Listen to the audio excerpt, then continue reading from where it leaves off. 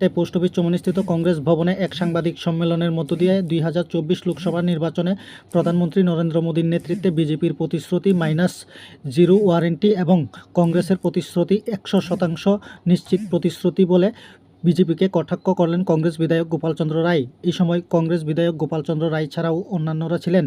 পরবর্তী সময় এই সাংবাদিক সম্মেলন নিয়ে বিস্তারিত আলোচনা করেন কংগ্রেস বিধায়ক গোপালচন্দ্র রায়। ওনার আলোচনায় আমাদের যে নারী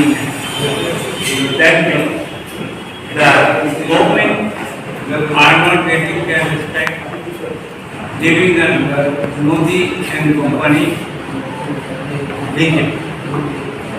সেজন্য আমাদের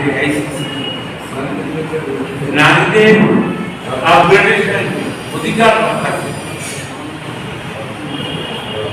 পাঁচটা আমরা প্রতিশ্রুতি যেখানে আমাদের মোদীজির প্রতিশ্রুতি গ্যারেন্টি -0 ওয়ারেন্টি আর Congress guarantee 100% guarantee for long permanent.